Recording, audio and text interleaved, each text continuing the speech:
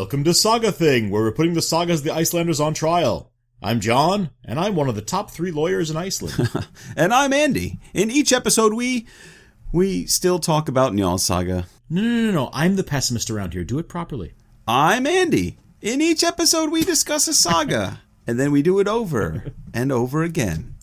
Yeah, that's not a lot more hopeful. Well, it's kind of like our Groundhog Day at this point. It's dark and it's cold, and it's going to last the rest of our lives. Well, it's February. I suppose there's some sense to that. And we have seen our shadows, so it looks like only 6 more weeks of Njal saga. Oh, yeah. If people are wondering why we're every episode kind of shocked that we're doing yet another episode on Njal saga, it's because we didn't plan for it to be like this. No. It just sort of happened. But you mentioned 6 weeks. I'd like to hold you to that. 6 weeks and we're done? I can live with that. Well, we're coming to the final section of the saga. This is our 10th episode, and our next to last episode on the saga itself. 10 episodes. So this episode is brought to you by the decimal counting system. Exciting. If you like. I prefer to think of it as the binary number 1010. I mean, I didn't think it could get less impressive than decimal counting system, but you did it. Good job. I didn't say it was impressive. It's also the smallest non-cototient number, which is a number that can be expressed as the difference between a positive integer and the number of co-prime integers beneath it. Oh, of course. Yes. It strikes me as a fairly arbitrary thing to be proud of, but there you go. Well, 10 is also, I don't know if you know this, John, the atomic number of neon, which is the second lightest of the noble gases, of course. You just happened to have that information to hand, did you? Yeah, just like you kind of knew all about non-cototient or whatever numbers. Touché. 10! The exact number of adult Jewish men required for a minyan. And for that matter, the number of commandments. And in a slightly more Christian vein, the exact number of lords a-leaping in the 12 days of Christmas. There you go. Also the number of legs on shrimp, hermit crabs, and other decapods out there. Good for you guys. And good on you. And the exact number of official ink blots in a Rorschach test. Just out of curiosity, John, what do they need with 10 legs? Like, isn't that just too many? I mean, I get 8. You feel like 8's enough for any right who thinking? Who needs 10? What are they doing? Sure. I guess it's a safety thing. Well, also, otherwise you'd be showing up at parties with octopuses and you'd both have to be at the same number of legs, and it'd be very embarrassing. That they couldn't tell their pants apart. That's exactly the point. I see. Okay. So, 10's feeling to me like it's a very easy one. You want to just keep doing this instead of going over the saga? No. How's this? I'll try to find a segue. 10 is the number of the fortune or chance card in a modern tarot deck. Fortune, you say? Well, it's a little bit of a stretch, but a lot of people did die in the fire in the last episode. Not by chance, and it was a bad fortune, but if you remember, Kari Salmundarson just barely survived, so it was fortune. I'll allow it, yes. You're too kind. Should we actually explain how Kari ended up singed? Absolutely, let's do it. Last time on Njal Saga. Njal Thorgerson's family and their friends were attacked at their farm by a large band of enemies, led by Flosi Thordarson. Though they gave a manly account of themselves in the battle, the Njalsons were unable to stop Flosi's men from lighting the farmhouse aflame, with the entire Njalson family inside. Things got hot under the collar as the Njalsons tried to find a way out of the blaze. Helgi tried sneaking out with the women, but Flosi rumbled his scheme and cut off his head. Njal, Bergthora, and their grandson Thord Karason all went to bed under an oxhide blanket, casting themselves on God's mercy. All 3 later perished in the smoke and fire. Meanwhile, Kari, Skarphéðin, and Grimsalt escaped through a hole in the roof. But only Kari managed to skidoo before the roof beams collapsed. Trapped inside, Grim Njalsson soon succumbed to the smoke, while Skarphéðin was caught under a burning beam and died a horrible and lengthy death. Flosi and his men soon learn of Kari's escape, but while they aren't able to stop him from rounding up a posse against him, they do manage to elude capture and hole up at Flosi's farm. All Iceland soon hears of the burning of Njal's family, and so everyone knows that the next Alþing is likely to see a legal showdown between Kari's supporters and the burners. So, this episode is all about the lawsuit that takes place after the burning. All about? Yeah. Well, there's a fair amount of law, but there's an awful lot of brawling in there, too. How could I forget the fisticuffs? But it does make sense that there's going to be a lawsuit, and a big one. We've just seen the killing of Iceland's greatest legal mind, and a burning. So a courtroom drama is it's an appropriate tribute for Njal, I think. Yeah, but come on, Eddie, that's no way to sell the hotcakes. This isn't just some boring set of legal briefs. Burned hotcakes? No, not at all. But we wouldn't be completely honest if we didn't acknowledge that this section does get a little bogged down in legal mumbo-jumbo. Now look, no one likes their jumbo-mumboed less than me. I think you know that. Oh, yes, of course. But there's definitely an ebb to the story at this point. Andrew Hamer wrote about this part. The sheer amount of legal process and argument in Njal's saga has evoked varying responses from critics, some of whom feel there is too much legal detail. Too much. Some of whom. I'd put most of our students into that category as well. I think we could put most of our colleagues into that category. And on the right night ourselves, too. Well, fair enough. I don't think, anyway, that it's pointless detail. It's all in the service of building narrative tension. And when things finally pick up again, it's going to be absolutely epic. Sure, but we do have to get through a lot to get to that point, though. Why don't we explain just what is going to be happening? Oh, I was waiting for you to say that, John.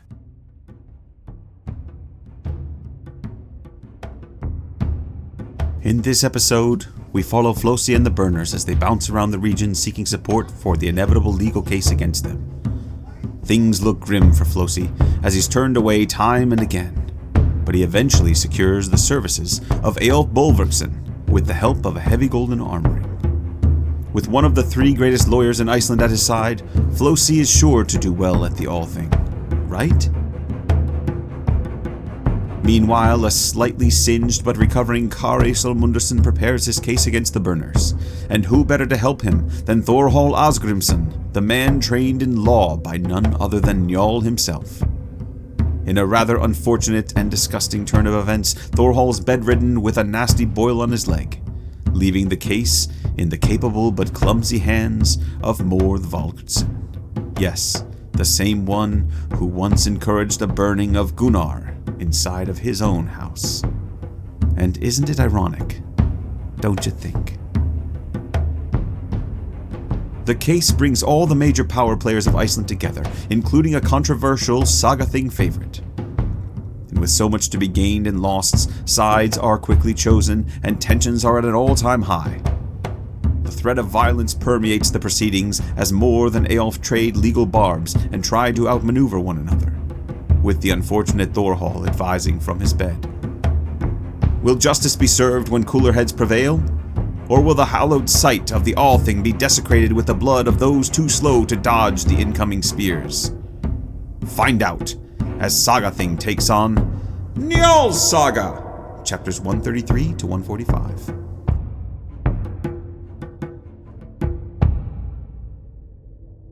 Well, I think we're going to find that we can do a bit of summing up when it comes to the actual legal proceedings. The real dramatic through line of this section is the building tension as we wait to see whether the laws of Iceland and the court system can provide a satisfying verdict against Flosi and his burners for their crimes. It's a tall order. Yeah, I'm not saying it's going to be easy. Well, it's not just that the Burners killed Njal and his sons. I mean, they used fire, an indiscriminate weapon of mass murder in the Sagas. And 2 old women and a small boy died in the flames, which is very remarkable and quite shameful for the Burners. I mean, this is a massive offense against the norms of Icelandic feud. Personally, John, I'm outraged. And I'm just sitting here in my house enjoying a pretty good beer. I can't imagine how any legal system is supposed to contain the fury of Kari and his friends at this point. Well, I do think that's really the point of this section of the saga. What, the failure of the legal system altogether? Sort of. We'll get to that. I mean, so. The limits of the law. Right? I mean, the sad truth is that for many people, the idea of violent revenge carries a visceral satisfaction that legal resolution can't match. Oh, you don't have to tell me. Even if it does work, which isn't guaranteed. Well, let's at least give it a chance. Are you ready to get this thing started? Let's stop talking about it and let's do it. If it please the court. Excellent. Part 42. After the Fire. So, this first bit is one of those simultaneous action sequences that saga authors are so good at. But it's kind of confusing for us to talk about 2 large groups of men both running around doing things at once. So, We'll be sorting out the actions of Flosi and Kari's groups and talking about them one at a time. Yeah, it doesn't translate well into an oral discussion, but the saga is building tension nicely here. Both groups are making plans for what they know will be a huge lawsuit, but Flosi and Kari themselves are tormented by their experiences at the burning of Njal and his family, so a lot of the work of getting things in place is now falling to other people. Right, but Flosi and Kari are never far from the action, and their inability to forget what's happened propels this next part of the narrative. We're going to deal with Flosi's story first. Okay, so Flosi and his burners, as we said, are holed up at Flosi's farm in Svinefell, where they're safe from Kari's men for the time being. Right, but safe in this case just means well defended. Yes. It's not that Kari doesn't know where they are. It's just that there are a lot of them there, and it would be too risky to attack them. Exactly, but that means they're also pinned down. They can't visit their homes or farms, and it's got to be pretty crowded at Svinefell. Yeah, I imagine. And then one night, Flosi has a bad dream. Now we've seen bad dreams before in this saga, but this one is an extreme case. Flosi has dreamed of a man coming out of a mountain called Lomadnúpr. Flosi's friend Gloom has to wake him up, and Gloom calls Ketil of Mork over to hear what Flosi has to say. Right. Now remember, Ketil is the oldest surviving Sigvason, but he was also a son-in-law of Njal. He's been caught between the two sides in this feud, but he did take part in the burning along with his brothers, and so now he's hiding out along with Flosi. Yeah, I feel bad for him. So Flosi now explains this dream. He says, I saw a man in a goatskin with an iron staff in his hand. Hang on. Have you forgotten our Flosi voice? I have. What is our Flosi voice? It's our Charlton Heston. I saw a man. Is that more like it? It's close. All right. So Slightly younger Charlton Heston. Younger. Well. Flosi says. That's I don't know where I'm going with that. It's just Sean Connery. Yeah. So Flosi. So Flosi now explains his dream. I saw a man in a goatskin with an iron staff in his hand come out of the Lomadnúpr. As he walked, he called out to my men. First he called Grim the Red and Arne Coulson. Then Eyjolf Bolverksson and Ljot, son of Hall of Heather, and 6 other men. Then he called another 5 men, many men. Among them were the Sigfusons, your brothers, Ketil. Then he called 5 more, including Lombi and Modolf and Glum. And then he called 3 more men. And then he called... What a stupid dream. And then, yes, he called another. It was Gunnar Lamberson and Cole Thorsteinsson. Do you want me to keep going? That's enough. This is an incredible list. I mean, nearly every one of the burners is named, with only a few exceptions. It's our first indication of just how massive a task Kari has before him in seeking revenge on all these people. Yeah, I mean, how many people is that altogether? I was busy reading, actually. I didn't keep track of it. Okay, I kept track of this. 4 named men, 6 unnamed, then 5 more, then 5 more, then another 3, then 2 more. Is that a quotient or a non-quotient number? Right? It's 25. 25, yeah? Yeah, 25. And don't forget Flosi's nephew, Thorstein Kolbensson, who was killed by Ingjald of Kelder the morning after the burnings. That's 26 burners. And that's just the actual burners, not their friends and allies. That must be a quotient number. Yeah. Either way, it's unbelievable. And the dream's not over yet. Now the dream figure, whose name is Iron Grim, recites a verse. A hardy warrior will harry here soon. Men will see on the ground many forts of brains. Singing of swordplay will sound in the hills. Dew of blood will dampen many legs. Many forts of brains. I know, right? I mean, obviously it means skulls, but it's a strange kenning. And the less said about dew blood dampened legs, the better. Iron Grim's kind of gross. He is. Well, his questionable poetry aside, this figure Iron Grim has actually become something of a mascot for the region of Lomadnúpr. That's not surprising. This dream catches a lot of people's imagination. There's some more recent poetry that features Iron Grim as well. Really? John Helgeson, the poet-scholar, wrote the poem Alþing about Flosi's dream. And in it, the giant stands with iron staff in hand alongside Lomadnúpr mountain. He calls to me and he calls to you in a deep and somber voice. Hang on a second. Are we doing 20th century poetry now? Well, occasionally when it's relevant. Well, okay. I don't know that was relevant. I liked it. All right. The important point I may not know art, but I know what I like. The important point I'm trying to say here is that Flosi is now laboring under the same kind of bad luck fate that Njal had to deal with late in his life. So now we have to see how he bears up under the strain of knowing just how much death and destruction the future holds. Sure. Well, that assumes the dream is true, though, which is never entirely certain with the sagas. Well, Although in this case, it's hard to dispute the dream's authority. It pretty well corresponds to the gold standard for medieval dream vision interpretation, which is Macrobius's Somnium Scipionis. well, I mean, do you want to explain that, or are you just planning on dropping that little Latin tidbit on the rug and leaving it there? I don't want to derail things. But okay. You're pretty good at that, so go ahead. So Macrobius was a 5th century Roman writer who wrote an analysis of a dream that takes place in Cicero's De Republica. Macrobius lays out all the qualities you should look for to determine an oracular dream. So a dream that has the true meaning and is a vision. Right? Without going into the details, all the qualities of an oracular vision are at least superficially present in Flosi's dream. Interesting. Which means that for an educated medieval audience, there are actually textual signals that they should take this dream seriously. Right. So, can I just ask really quickly before we get back to the saga? Yeah. Does Macrobius talk about just listing numbers of names of people? No, the focus is more on the idea that there's sort of a guide, an authoritative guide, usually an older male figure who can speak to you authoritatively and explain the dream to you, explain what the meaning of your dream is. Yes. In the case of the Somnium Scipionis, it's his grandfather, Scipio Africanus, who comes and speaks to him. So basically, if I have a dream, wake up and ask my wife what it meant, and she tells me, we're following the rubric. No. Oh. She was not in your dream telling you what it meant. And she's not a wise old man. Right. The oracular dream comes with someone in the dream who tells you what the dream means. Think of Virgil walking Dante through hell. Yes. In the Inferno. Right. That's the kind of thing he's talking about. A vision in which there is an authoritative figure who guides you through the dream and explains it to you as you go. But when you wake up, he doesn't have to be there. Remember the part where I said I didn't want to derail things? This is what the people come to the podcast for, John. Right, exactly. So if I wake up, does Virgil have to be there? No. I think we're on the same page now. Everyone Absolutely. got that? You're not required to sleep with Virgil to have a good dream. It couldn't It's hurt. merely a bonus. Bonus as in good. Mm-hmm. It's Latin. It's a Latin joke. Anyway. Let's get back to the saga.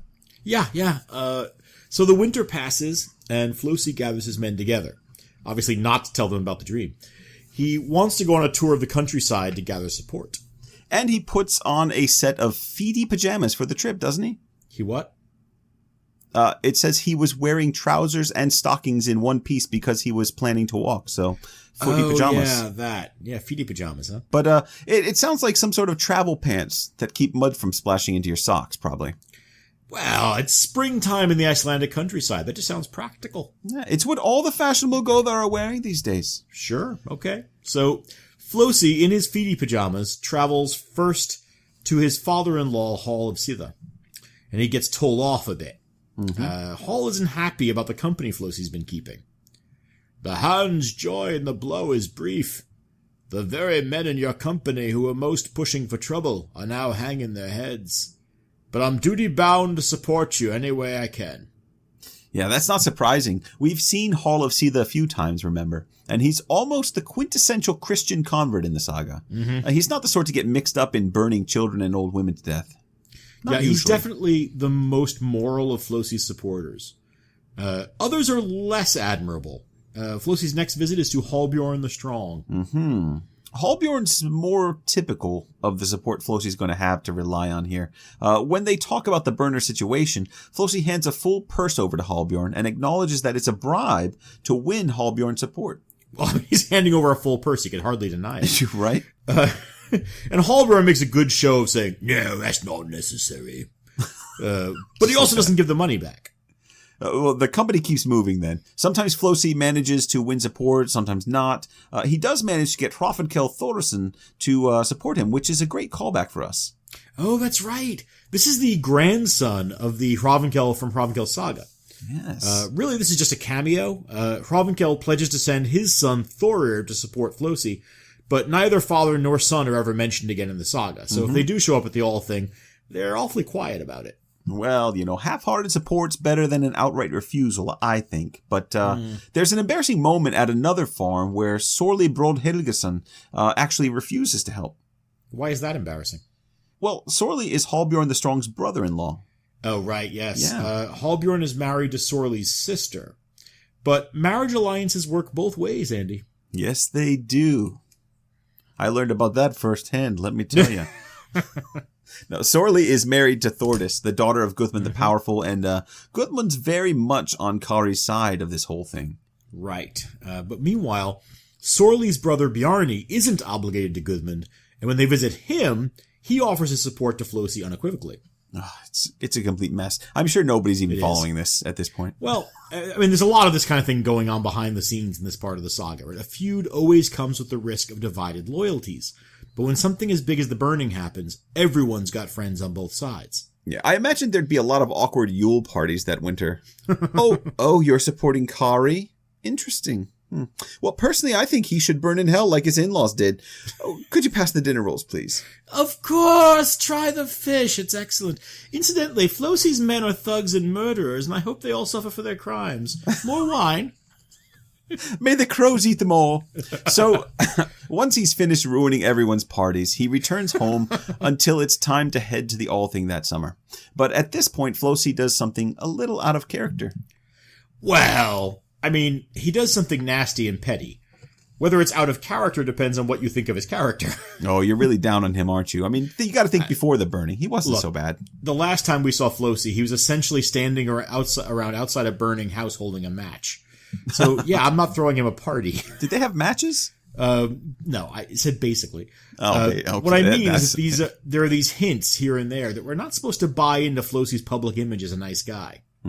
Like when he ducked to avoid Ingjald's spear and let his nephew get killed instead? Yeah, that. See? That's not great. Well, this time he decides to take 100 of his followers on a detour to the farm of Asgrim Elidagrimsson. And he actually says that he's doing it to show Asgrim our ill will. Okay, see now, yeah, that's a jerk move. Asgrim, people might remember, is one of Njal's oldest friends. Yes. His daughter Thorhalla is now the widow of Helgi Njalsson, and his son Thorhall was Njal's foster son and protégé. Mm-hmm. Now, those of you who have been working with your pen and paper and keeping your genealogies all straight and got your character lists ready, it all paid off now, didn't it? See? You know exactly what we're talking about. Aren't you glad you spent the last 8 months keeping these notes carefully? Well, and you already know there's no history of animosity between these two. Right. Flosi's just spoiling for a fight. Exactly.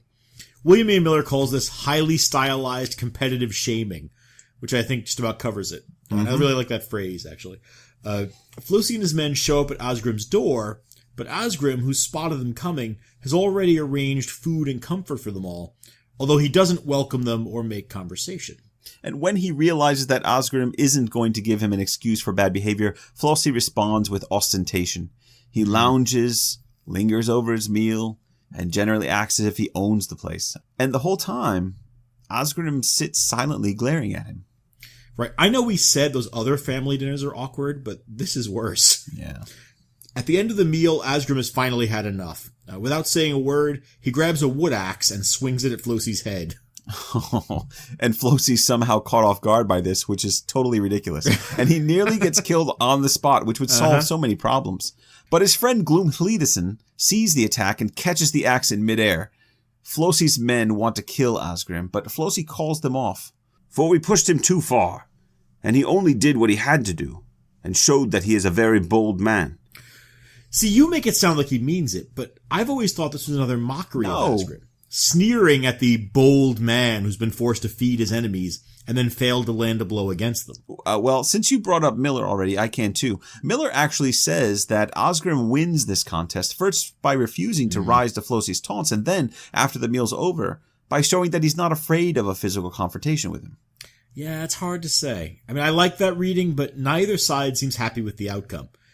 This just strikes me as a bad idea all around. It does nothing except underline how much bad blood exists between these groups. It's nasty, it's mean, and it's unnecessary. Well, Hall of Seetha isn't with Flosi during this trip, and when they do meet up at the Alþing, Hall isn't shy about letting Flosi know what he thinks about this little side trip. I think this was a very foolish move. Asgrim and his friends will remember their grief even without fresh reminders. And men who press others hard are only making more trouble for themselves. Well said, Hall. Well said indeed. So Flosi and his men are now at the Alþing, chastised by Hall but protected by the rules of non-violence that govern the gathering. But, you might ask, what have Kari and his friends been up to this whole time? Oh, I'm so glad you asked.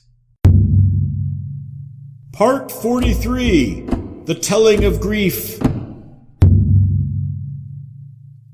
We left Kari at Asgrim's house in the fall, too overcome by grief to sleep at night.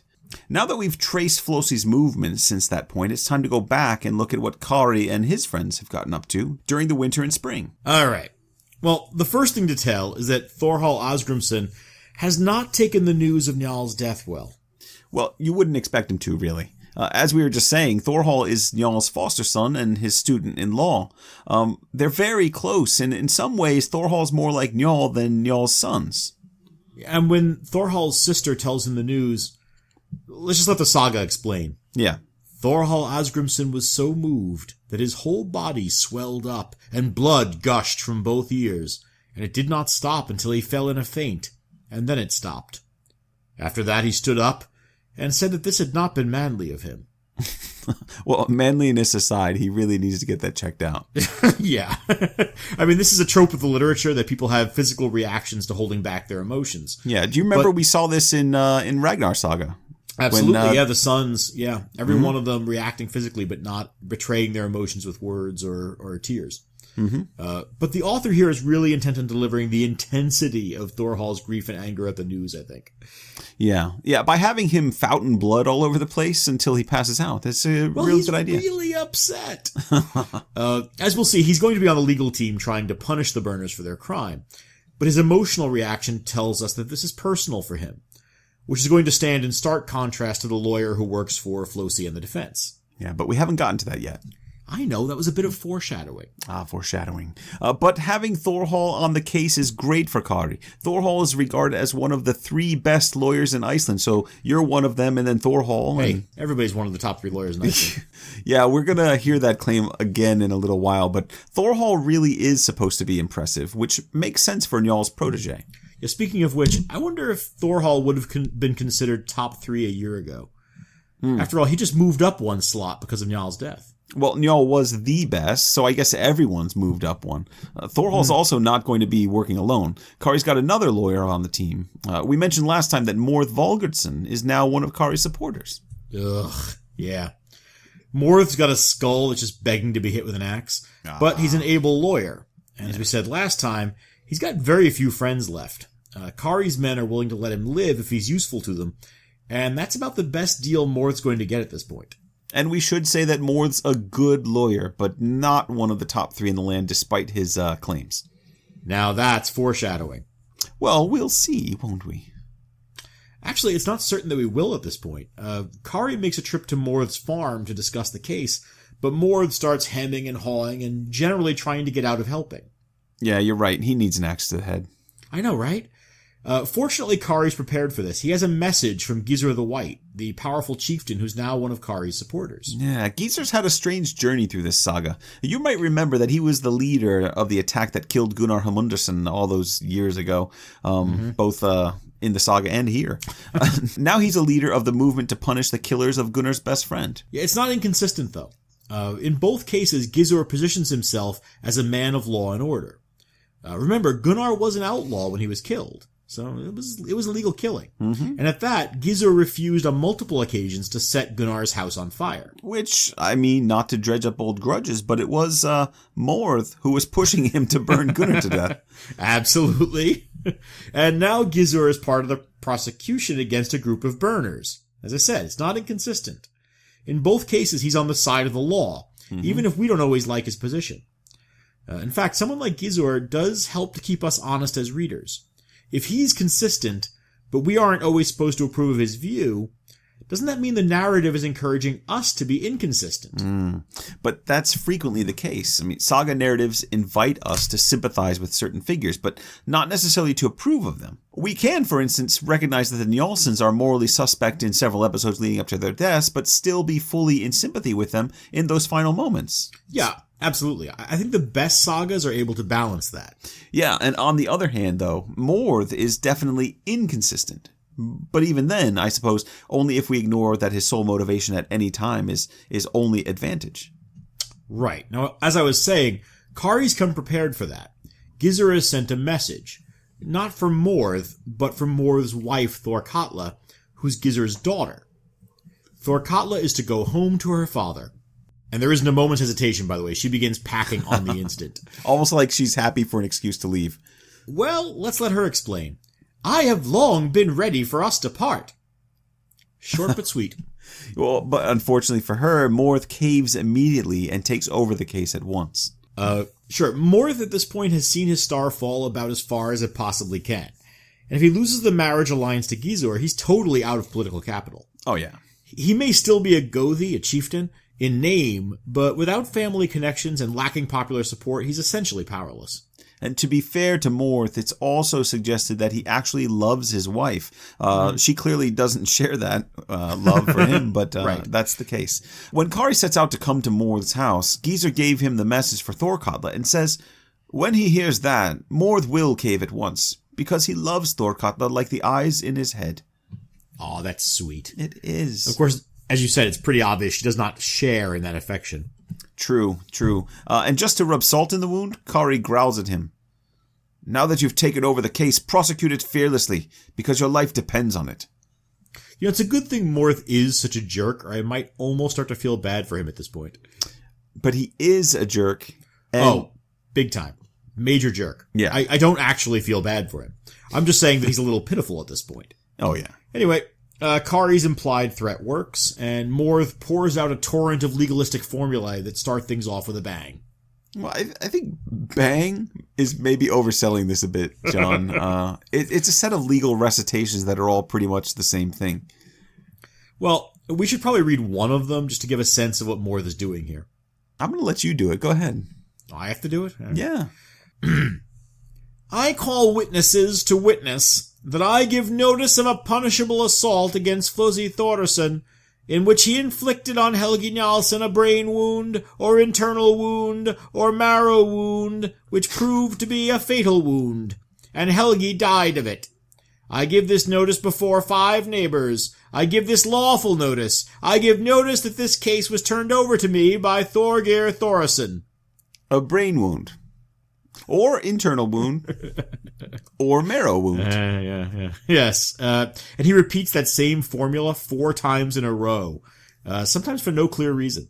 Well, this is a formulation in law, but it reads like the author isn't all that confident about the law and maybe is just copying out a correct formula. Or else the point is that Morð isn't as confident in the law as he needs to be for this case. I know you're setting me up here, but Am I? we'll talk about Morð's competence as a lawyer later. As you said a few minutes ago, Morð's a good lawyer, but he's not one of Iceland's best. Yeah. You know, one of the things that William Ian Miller points out in Why Is Your Axe Bloody is that if Morð was really doing his job, he would have dug up Helgi's body and checked the wounds specifically. And they've done that in the past. But anyway, pick up Why Is Your Axe Bloody if you're curious about all that stuff. It's really good. Yeah. Anyway, the recitation of legal detail is a real issue. This next section of the saga is just loaded down with this kind of thing, and that's why some scholars suggest we skip it or complain about it. I love a good legal formula as much as the next guy, but on the right night, as I said before, even my eyes start to glaze over on the 4th repetition of the same thing. Yeah, and this is just a taste of what's to come, but again, you're not really selling the bacon here, you know. That's not my We job. want people to continue listening. Oh, that's right. There are all kinds of shenanigans for you guys to look forward to. Just keep listening. Wait till you see what we do at the end of the episode. Sure. Well, anyway, we can at least promise that we'll be seriously skimming over a lot of the legal detail coming up for your It's still benefit. a terrible job of advertising. I said Anyway, there's something Kari fun and coming. company. Yeah, well, Kari and company are getting themselves ready for heading to the Alþing. But one night, when Kari and Thorhall Asgrimsson are discussing their plans with Gizur the White, the conversation turns to the victims of the burning. Well, as you would expect. But Kari hasn't been talking much about what happened, at least until now. Right, and he's not really participating in the conversation now. At least not until he speaks a verse. O whetter of axes, I went out in anger from the alder's sweat in Njal's home. when the wild woods of the sword burned there. Listen as I lament my loss. A whetter of axes. What's wrong with the bathroom? Really? I'm going to just leave that on the rug. It's your problem. You pick that up. Oh, this is pretty funny. Anyway. Dear God. So, it's supposed to be somber. Hold on a second. I enjoyed that one. I'm glad you did. I was waiting for the whole poem to finish. Oh my God. So, Kari's finally ready to talk about it. Well, months have passed, and maybe he wants to examine what happened. Talk it over with his closest friends and try to work through his grief. It sounds healthy, but it's not really a saga kind of thing to do. No. Gizur responds to Kari's verse, "It's natural that this is on your mind. Let's not talk about it anymore for the time being." There you go. Now that's good saga advice. Just push it down, maybe have a few drinks. Yeah. Why dredge up your pain and feelings? Yes, drink another glass of mead. Right. Silently. Yeah, Gizur isn't necessarily the most supportive friend. But, hey, not everybody is up for an emotionally raw conversation about grief. This isn't Eyjolf saga, No. Yeah, we've got to get to Ale soon. Maybe. Can we finish Njal first? Sometimes I wonder if we can finish Njal. Anyway, Gizur may not be the most emotionally available guy, but he's a firm supporter of Kari and Thorhall, and with his help, they're going to be able to muster an impressive force at the Alþing. Right, so the time has come for Kari and his friends to ride for the Alþing. The various groups meet along the way, with Njal's nephews Thorleif Crow, Thorgrim the Tall, and Thorir Skoragir leading one group. Gizur the White and his followers form a second group. Asgrim brings a group of stragglers, and Kari rides along with Thorhall Asgrimsson and the men of Tunga. And they need to get an early start because Thorhall's fallen ill. Oh, right. Yeah, he's got an infection in his leg, and it's so swollen and painful that he can't walk without help. Incidentally, this is why neither of these guys is around when Flosi rides in a few days later and harasses Asgrim. And then after they leave, Asgrim rides out for the Alþing himself and at some point passes Kari and Thorhall. Right, now that's bad news about his leg. Thorhall's one of the best lawyers around, you may have heard. Yes. And if he can't recover in time, the prosecution will be in the hands of Morð Valgardsson. Ooh. Yeah, we keep saying Morð's competent, but he's no Thorhall. Well, the fact that Thorhall travels despite his diseased leg is a sign of just how serious the situation is. And no one wants to see Morð in charge of this case. No. Meanwhile, Kari's supporters and Flosi's burners are eyeing one another as the groups enter the Alþing. Thorgir Skoragir begins openly hoping for a fight to break out, and at one stage, Flosi's men nearly attack Asgrim's contingent. Shame. But calmer heads prevail for the moment. For the moment. But even though Kari's got a problem with his best lawyer being sick in the leg, Flosi's got an even worse problem. Which is? Yeah, he doesn't have a lawyer at all. That is a problem. He's looking for a public defender. Part 44. Making Friends and Influencing Chieftains.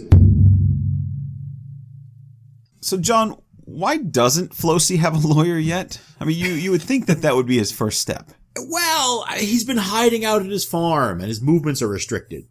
As he tells a friend later... Remember, he went all over the place. But as he tells a friend later, he doesn't know any good lawyers near his house. And he really hasn't been able to get around enough to look for one. Well, on the other hand, he's got a lot of support from various chieftains and community leaders. Yeah, including the Muvatten clan. The sons of Killer Skuda and Askell the Gothi from Rekdala Saga have joined as supporters. Killer Skuta. Yeah. Yeah, in exchange for small financial considerations, of course. Yeah, that's a nice way of saying a bribe. Yeah, Flosi's not the man to balk at paying a little cash to his friends. Yeah, it's a sordid, degraded world, I'm afraid. Yeah. But no matter how many friends he buys, Flosi's still going to need a legal team. You know, just to pause here, I would have thought that the conversion would lead us towards a more kind of golden age, a nice age, kind of a more ethical age. You would have been very, very wrong about that. Yeah, it seems like everything was good back at the beginning, kind of. And now, let's not. Don't indulge in the nostalgia of which so many sagas themselves are guilty. All right. Well, then let's go back to this and say it's a good thing that Flosi's friend Bjarni Brod Helgason is well informed about the available lawyers at the Alþing, and he advises Flosi on the best options. Right. Now, Flosi has in mind Bjarni's kinsman, Thorhall Asgrimsson, but Never heard of Bjarni him. rejects him as too cautious to head the legal team, even though he's a very bold man otherwise. He also predicts that whoever takes the case will be killed for it, very likely, and he doesn't want his kinsman getting signed up for that duty. Understandably. Fortunately, Bjarni knows a guy. He knows a guy? Yeah. Are we doing My Cousin Vinny now? Hey, we could do worse. That's actually a pretty accurate courtroom movie, you know. Yes. But no, the guy Bjarni knows is a lawyer named Eyjolf Bolverksson. Yeah, no, Eyjolf's a great lawyer from a good family. He's actually the grandson of one of your Thingmen, John. Yeah, Thord Bellower. And ding. like his ancestor, Eyjolf's got a talent for legal negotiations. In fact, he's one of the top 3 lawyers in Iceland. I knew it. Now, where did we hear that before? Yeah, each side has one of the top 3 lawyers, and presumably the third of the top 3 is Skafti, the law speaker. The corrupt Skafti, the law speaker. Well, but we know it's not Morð, at least. right, true. But it's one thing to decide on Eyjolf. It's another thing to get him to say yes. Eyjolf doesn't like the look of the case from the burner's perspective, and he actually refuses Flosi's first offer of the job. Let me get this straight. A lawyer says, did you burn them in their house? And he says, yes. And then the lawyer says, I'm not sure I can defend you. Is that That roughly? sounds like you're probably guilty. Well, anyway, as Flosi's friend Hallbjorn the Strong says, a tree isn't felled at the first blow. And that's true. I've never felled a tree in one blow. There you go. Yeah. So they're going to keep at him, and eventually, through a combination of flattery, bribery, and sincere desperation, they somehow manage to convince Eyjolf to take the defense. I'm sorry, you did say bribery, yes? Yeah, I did. Flosi gives Eyjolf a heavy gold arm bracelet. It's worth 1,200 ells of fabric. Quite a lot. Well, okay. An ell of cloth in 1011 AD is worth a little more than a 20th of an ounce of silver. Cloth is valued at 18 ells to an ounce of silver. So this is an opportunity for Andy to do a little math. Someone's been doing their homework. So this bracelet is worth how much, Andy? 67. Oh. Why don't you tell us? It's worth 67 ounces, or a little over 4¼ pounds of silver. It's quite a gift. Yes, it is. And you just happen to know the conversion rates for ells of homespun cloth in 11th century Iceland, did you? Just off the top of your head here. I have many talents. There are actually a few books for this kind of thing. Bruce Gelsinger's book on the medieval Icelandic economy is a good source. Really? And there's a site actually put up by a site called the Viking Answer Lady that's mostly reliable. We can link to that. Oh, can we? Can we, John? I think we know who's going to do that. Yeah, I think we do. Assuming I remember. But let's not get off the point. Flosi's paying off a lawyer to take over the defense. Yeah, well, he's paying him a lot to take over the defense. Yeah. But is that a problem? I mean, hiring lawyers isn't against the law. It's hard to say. I mean, there aren't any surviving laws suggesting that this is illegal in medieval Iceland, but Njal Saga's author treats this as a violation of sorts. Maybe because the size of the bribe, as you were saying, it's a hefty gift, and the author goes out of his way to price the value of it for us. It could also be a question of where it happens. Maybe what he's saying is that it's not okay to pass money around in connection with legal cases at the Alþing. Which could make sense. Remember the problem of money changing hands over court cases in Bandamanna Saga. Bandamanna Saga. Bandamanna Saga. Well, either way, Eyjolf is well paid to take the case. He's the Johnny Cochran. There you go. Well, anyway, either way, Eyjolf is paid very, very well to take this case. But shortly after that, he runs into an old friend. Dare I say his name? Snorri Gothi. An old friend to us all. And Snorri immediately spots the bracelet, and he says... Well, of course he spots it. The thing's worth a fortune. It's got to be ostentatious as hell. It's 4¼ pounds of silver. Yeah. 4 pounds? Yeah. Wow. Or the equivalent in value is the point. Well, yeah, and Snorri says this. It's quite likely... Oh, come on now. No, that's not how Snorri You bitter talks. bastards. It's been years, man. Get over it. It has been years.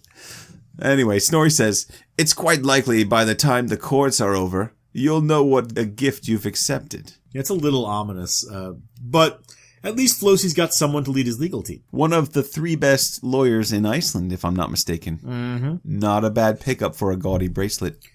Okay, so both sides have their best lawyers in Iceland, but they're still hoping for more muscle support to bolster those legal cases, since neither side is sure they'll be able to avoid a fight, no matter what the outcome of the case might be. Yeah. Neither side really wants to avoid a fight, as far as I can tell. True, but they're also a little afraid of it. Just about everyone of any consequence in Iceland is being pulled by the gravitational force of this case, and no one's certain of the outcome of if it breaks into open violence. Which means it's time for another trip around the booths for support. Oh, we're going around these booths so much in this saga. Well, we saw this before. I think this is a section where we probably should skim, if that's okay with you. I agree. So the very brief version is that Asgrim, Kari, Gizur the White, Thordur Skorgir, and Hjalti Skeggisson make a few strategic stops at the booths of 3 powerful men. Skafti the Law Speaker, Snorri Gothi, and Guthmund the Powerful. Well, those are some heavy hitters for sure. 2 of them are, unfortunately, your Thingmen. Yes, they are. Are you going to go for the trifecta? And the, well, I feel confident that I'll bring Guthmund into the stable one of these sagas. He does pop up. He does. But they're not necessarily men our author likes all that much. Yes, that's true. And with good reason.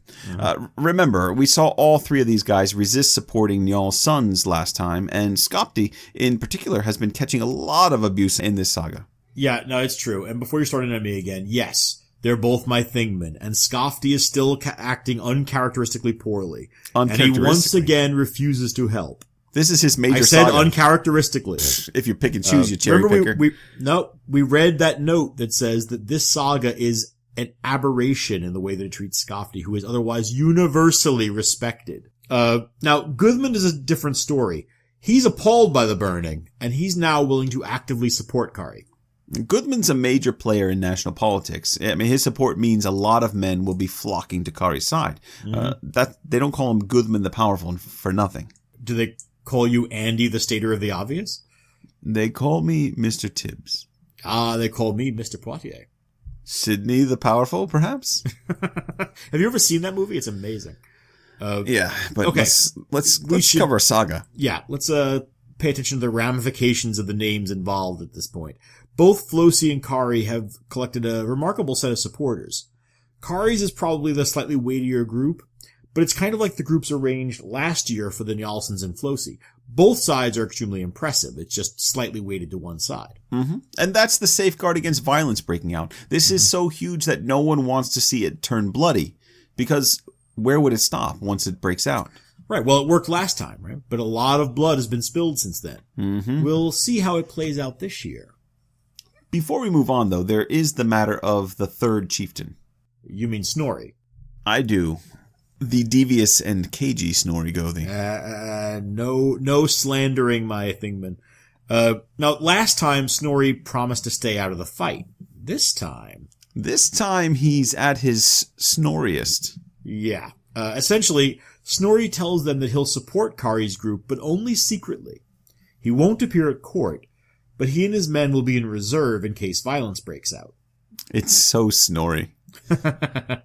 He's always lurking behind in the shadows. Yep. Yeah. And if it does end in bloodshed, Snorri's men will block the burners' retreat until Kari's supporters have had a good chance to kill a few of them. As Snorri puts it, when you've killed about as many of their men as I think you can afford to pay compensation for without losing your Gothers or your farms, I'll rush in and separate the 2 sides. Yeah, that's a cold-hearted plan, even for Snorri. Not for Snorri. What he's saying, essentially, is that he's going to create a giant dueling ground.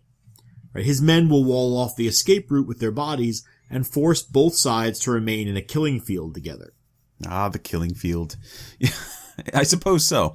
And Snorri's appointing himself arbiter of how much killing is just enough killing. It's a classic Snorri scheme. Everyone ends up owing Snorri, and only Snorri really benefits without actually putting himself at risk. Oh, now come on. Snorri's helping his friends. They're asking him to do this. He's an opportunist. I want to point out, Gizur is actually the one to bring up the idea of Snorri helping out if there's violence. And once Snorri lays out the plan, Gizur says it's just what they needed, and we're hoping to hear. Which just proves that Snorri's good at playing a situation to his advantage. Well, Same. if there's violence. Sure, if. Anyway, with Snorri and Gudmund backing them, Kari's group is finally settled, and just in time because it's time for the lawsuit to begin. Ah, yes. I can tell you're trying to segue us out of this section at last. Desperately so, yes. There is one more thing we should mention. Oh? Oh, do you mean Thorhall? Well, no, although I think we could talk about that if you want. I meant something else, but go ahead if you want to talk about Thorhall. Well, it's easy enough. Thorhall's leg isn't any better, and he's now bedridden. So Morð is going to be leading the lawsuit against the Burners, and Thorhall is going to be getting updates on the case from messengers. That's a great literary device. The suspense builds as the case is relayed to a third party, and we know Thorhall's upset to be missing the case, so that adds to the tension as well. It's good, right? Good writing. Yeah, well, at first everything seems to be fine. The lawsuits are all announced, and there's a ton of them. Yeah, should we run through them? Please say no. I'll do it quickly just to give a sense of scale, but no one's trying to keep track of it all. Ultimately, the specifics of who's suing whom aren't important. Morð announces 2 lawsuits against Flosi over Helgi's death. Thorgir Skorgir sues Glum Hildesson. Kari sues Karl Thorstensen. Gunnar Lambison and Grani Gunnarsson. Thorleif Crow sues all the Sigfusons. Thorgrim the Tall sues Maldolf Ketilsson. Lambi Sigurðarson and Hror Hmundarsson. How about we skip this part? And Asgrim, hang on, I'm not done, and Asgrim sues Hror's brother, Leðolf the Strong, along with Thorstein Girlifson, Arnie Coulson, and Grim the Red.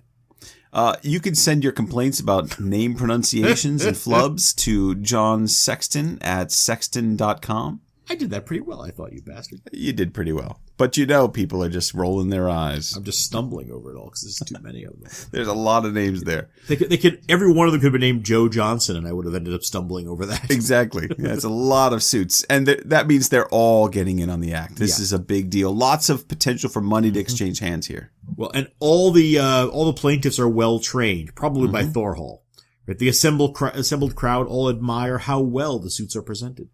Actually, yeah, there's a lot of chatter about it. But Flosi's not sunk yet. Eyjolf has a plan to undermine the case against the Burners. Of course he does. He's a good lawyer. One of the top 3 in Iceland. You don't get a shiny wrist bangle like the one he's sporting for playing by the rules. Yeah, it is shiny and heavy.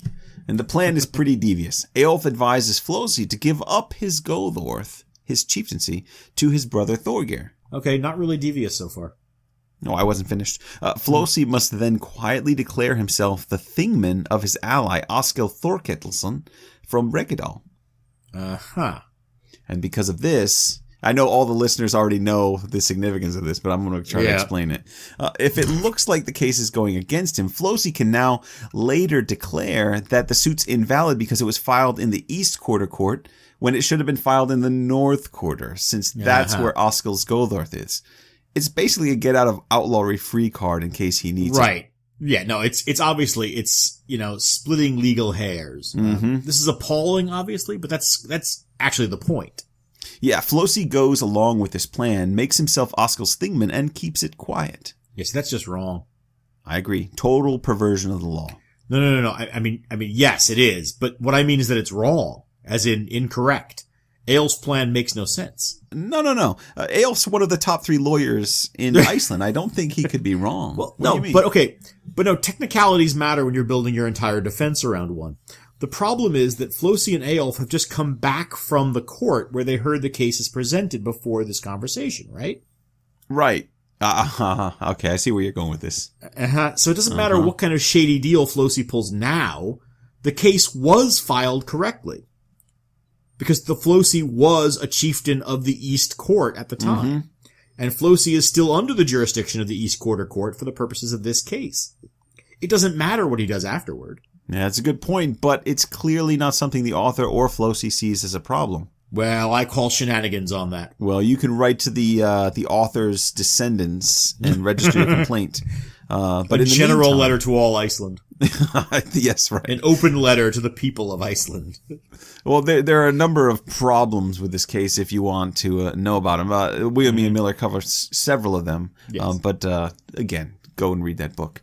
I think there's another thing to note about this plan. And it couldn't happen the way it does without Njal's jerry-rigged Fifth Court. Yeah. The one he created to deal with cases that crossed Gothors. That's true. Mm-hmm. The Fifth Court is supposed to be a court of last appeal, but it can also be used for various other legal purposes, like, say, countersuing someone for a botched legal proceeding. Yes, the Fifth Court was created so that Hoskell Fitanaskol could have a chieftaincy, if you remember. Now it's being used to undermine the case against his burners. The irony's pretty thick here, I think. Well, that's not surprising. This author can be a little heavy-handed when he wants to be, and this part of the saga is partly an exploration of the flaws and limitations of the legal system of Iceland. Mm-hmm. It's pretty clear that our author is not a fan of the Fifth Court system. But he's also not a fan of those who cheat the spirit of the law through cheap trickery. So that means Flosi's not looking great here either. Well, and for that matter, if we're supposed to see this as Njal being posthumously hoisted by his own petard, he's not above criticism either. Isn't being hoisted by your own petard always posthumous? I can't imagine living through that. I mean, how does that feel? Well, I mean, you're alive at the start. Perimortem, I suppose? Perimortem, I like it. Well, whatever it is. We've been arguing all along that the author is at least willing to leave the door open for criticism of Njal. Mm-hmm. So yeah, it's quite possible that the irony is deliberate. That the case over Njal's death might be derailed by the effects of his own manipulation of the law. That's poetic. Right. So we'll keep an eye on that. For now, both sides are primed for the case of the century, but neither side has a full claim to any sort of moral high ground. Mm-hmm. Even though it's probably obvious the audience's sympathies with Njal, or at least it should be. And both sides are almost willing things to go wrong. I mean, everybody's armed to the teeth. Yeah, there's another detail about this scene that hints at the looming threat of violence. Both sides are marking their helmets to distinguish which side they're on. Oh, really? That is ominous. Yeah, this is the only time this happens in all the sagas. This marking of helms before an expected brawl, right? It tells us that if battle does break out, there's real concern about it getting out of control. Yeah, also the sides are so large and far-ranging that people need to be able to identify their allies so it doesn't just turn into a general melee, as much as Snorri would like that. Right, sure. It's always better to be killed by an enemy rather than a friend if you can possibly manage it. Absolutely. And with all that hanging over everyone's heads, now... Hanging over their heads, because they're helmets, I get it. Yeah, I get it. Now it's time for the trial to begin. So, John, let's sue somebody! That's a nice catchphrase. Part 45. A war by other means. Okay. Let's just rip the Band-Aid off. This section is tough to read and hard to talk about. You mean because of the legal stuff, right? Not because it's an emotionally draining read or anything like that? Yeah, well, we'll see. But yes, this is some dense writing, built around legal minutiae.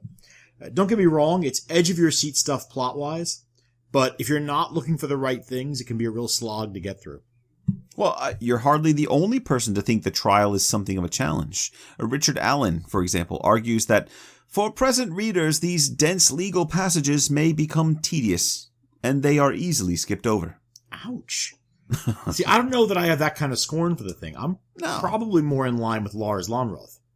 The quantity of legal minutiae comes partly at the expense of narrative structure, and results from the author's compulsion to show off his esoteric learning in the subject of law. So you're saying not so much boring as painfully obsessive? Something like that, yeah. Okay, but we should be fair. Not everyone thinks it's tough sledding. I quite like the legal stuff myself, but as LeVar Burton says, you don't have to take my word for it. Read the book. Ian Maxwell, for example, says that the use of legal formula is superbly dramatic. So how about that? Yeah. Superbly dramatic, John. Yeah, I don't think that's admissible. Maxwell was a trained lawyer. He's not exactly unbiased. That's true. Anyway, I think we're putting the cart before the horse here. I want to give us a quick overview of what's happening in the legal case before we dive into the details. Oh, great. Well, the short version is that the legal case itself never really gets off the ground. Yeah, but that's not really the whole story. Nothing can happen because the whole thing devolves into a contest of wits between the legal teams. and it's over increasingly minuscule points of procedure. It's very Saga legal stuff right there. Yes, but so what happens next is either a virtuosic display of one-upmanship from several of the finest legal minds in the game, or it's a complete implosion of the court system and the failure of the negotiated settlement as a process. That's a pretty big or. So this is either the best That's what or they the said worst. when I sailed my giant canoe down the river. It's a big or. How do you handle that thing? All right, let me sum this up then. So this is either the best or the worst the legal culture of Iceland can offer. Right. That's a big help, John. Thanks for clearing that up for us. Who said I was here to help? Well, I think it's implied that's kind of what we do. We're not supposed to be making things worse for everyone, although we kind of do. So you help. What do you think's going on here? I don't really know. However, I'll say this. No little amount of ink has been spilt on this episode, and it interests me that so many scholars always argue that the saga author takes aim at the legal system, pointing out its potential failings. We've been talking about this. Yeah. To a degree, they're absolutely right. And in nearly every episode, we've talked about the manipulation of the law, and we've even taken aim ourselves at Njal, the saga's presumed hero, for exploiting legal customs to his own benefit. Right, and he gets up to some pretty nefarious stuff at various points. Yeah. So it's not surprising that people would deem the legal system suspect when it seems to consistently fail to preserve the peace. We have a body count for a reason, and the inability of the Alþing to contain the potential for violence is surely a boon to our count, but an unfortunate reality for the families affected by the killings. And this whole saga, John, it's driven by the escalation of violence. Let me remind you, if I may, that the origins, I'm shifting into my lawyer mode here. if the court allow. Yes. The origins of this whole trial, the hostilities that eventually led to the burning, can be found in the beginning in the petty exchange of insults between Hallgarth and Bergthora. I don't think it's a stretch to see the saga as an indictment of the Icelandic legal system. At the same time, though, this is a saga author who loves everything that the law and its intricate rules offers a storyteller. And if you're looking for drama in medieval Iceland, you can look to 3 places. You can look to the bedrooms, the battlefield, and the court. And so I tend to agree with BBC. Maxwell. Yeah, that's right, BBC. I tend to agree with Maxwell. It's a superbly dramatic moment, and I love it. I could say more, but it occurs to me maybe everyone's sleeping since I've been talking. So I'll just conclude with this. The legal wrangling tends to be incredibly detailed because the details allow us to appreciate the complexity of the law. And it likewise affords us an opportunity to put the legal system and the culture that created it on trial as well. Again, superbly dramatic. I'm sorry, could you say that again? I wasn't listening. It's superbly dramatic. I just agree with Maxwell. That's about it. No, so I think I agree. And the amount of detail in this saga serves a definite purpose. But ultimately, it's committed to depicting the twists and turns of courtroom gamemanship rather than the merits of the case itself. Sure, and that's frustrating, but I think intentionally so. Okay, so let's explain what's happening here. Essentially, the burners have their best lawyer front and center. Eyjolf is doing everything he can to undermine and delegitimize the case against his clients. And Kari's team is probably the stronger in fighting power, but their best lawyer's out of commission with an infected leg. Well, not out of commission, but out of court, okay? Yeah. The case is in the hands of Morð Valgardsson, who hated the Njálsons, but now finds himself fated to avenge their deaths in court. And the team's best lawyer, Thorhall Asgrimsson, is offering advice from his sickbed by messengers. Right, so the tension is whether Morð, with Thorhall's advice, can maintain the legal force of the case against the burners in the face of Eyjolf's disingenuous manipulations of legal procedure. Right. And when we put it that way, it actually does sound exciting, doesn't it, everyone? See? In the long run, we are here to help. And these emotional stakes are established right away. We're not just making this stuff up. Right? As Kari's team is about to head to court, they visit Thorhall in his sickbed. And he's still offering last-second advice. Don't be too hasty, and do everything as correctly as you can. And if you get into any difficulty, let me know at once, and I'll give you advice. And as he speaks to them, his face is like blood to look at, and great gusts of hail fell from his eyes. Ow. That sounds like it hurts. I imagine it would, yes.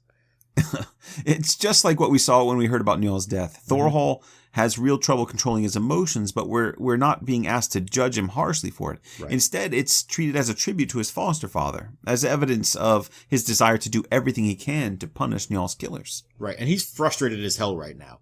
Right? This is the most important case of his life, right? This is what he was trained for, and his body's letting him down. And he has to trust Morð, of all people, to take care of business. Yeah, not a reassuring situation. But actually, things do get off to a good start. Kari and Asgrim arrive at the East Quarter Court with Gizur, Guðmund, Hjalti, and all of their supporters. And it's an impressive group. And then Morð handles the initial round of statements pretty well. Yeah, and these are lengthy statements, with witnesses being called and long passages being repeated multiple times. And when the pleading is concluded, Morð has focused primarily on Flosi's killing of Helgi Njalsson. Again, that makes the most sense as a focal point. Unlike the burning, with all its messiness and about assigning blame and stuff, this is a straightforward case of assault. Flosi killed Helgi in front of many witnesses. Right, and Simple stuff. Right, and so Eyjolf's defense ignores Morð's points entirely.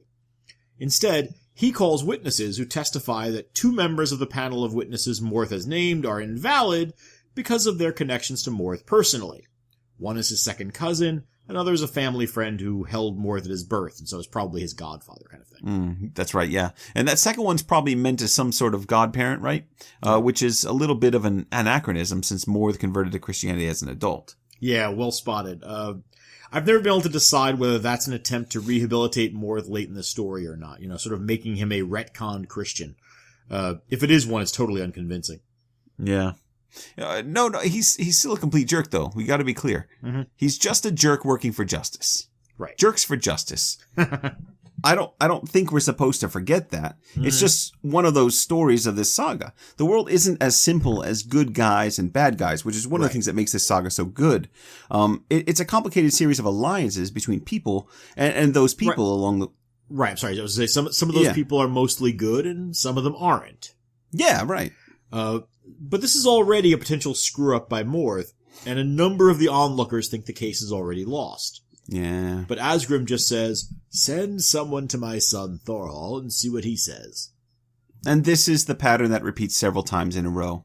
Each time, Eyjolf and Flosi try to shoot down the case on procedural grounds, rather than dealing with the actual issues. Right. And they come up with increasingly obscure objections. Deep into the law code. So one of the keys to this section of the saga is we're looking for men who know the law really, really well. Kind of like Njal. Top 3 lawyers in Iceland, maybe. Top 3 lawyers in Iceland are the guys that are going to know this stuff. And the more they know, the more they can kind of skirt around the actual issue. Each time that this happens, Thorhall can outmaneuver Eyjolf once he knows what's happening. Right. So this time, when the messenger returns with instructions from Thorhall, Morð dismisses Eyjolf's objections because the witnesses are connected to Morð, the lawyer who took over the case, and not Thorgir, Skorgir, or Kari, who are the original plaintiffs. And after some hurried whispering on either side, Eyjolf concedes the point, but next objects to 2 other witnesses on the grounds that they are lodgers and not property owners, so another messenger is sent to run to Thorhall for advice. Right, and one of the themes that develops from this pattern is that we start to understand Morð's limitations as a lawyer. He's great at preparing a statement, and he's meticulous in his oral arguments, but he's not quick on his feet. When Eyjolf comes at him from unexpected directions, he doesn't know what to do, and he can't think creatively within the law. Yeah, I like that point. It's something that we saw from Morð before. If you remember his argument with Njal years back, right? Oh, sure, yeah, absolutely. Yeah, Njal did the same thing, outfoxed Morð, then forced him to acknowledge each point of law. Morð said at the time, it's legal, but hard to accept. And now we're seeing the same thing from him again. He lacks the ability to seize the initiative in the legal duel, or even to anticipate his opponent's moves ahead of time. Right. Essentially, what we're seeing is that he's not a trial lawyer. Right? He's knowledgeable in the law, but he can't function in the moment. If he has time to prepare, he's fine. But these first objections already show Eyjolf to be a slippery customer in the law, right? A consummate trial lawyer. Right. But Thorhall's been trained by the very best, and so he sends the messenger back with the pronouncement that the men are valid because a man who farms milch animals can sit on a jury despite owning no land. And everyone's taken aback by this. Yeah, even Eyjolf isn't sure if that's right. And so another messenger has to be sent to Skafti the Law Speaker to check on it. Skafti, you might not know this, Andy, Skafti is one of the 3 greatest lawyers in Iceland. You don't say. You can't throw a rock in this saga without hitting one of the 3 greatest lawyers in Iceland. I mean, they're everywhere. No, that's it. Skafti, Thorhall, and Eyjolf. We've got all 3 involved now. And word comes back from Skafti that, well, this is indeed the law, although few men know it. So, John, if I could just take a second. Don't derail us now. We're on a roll.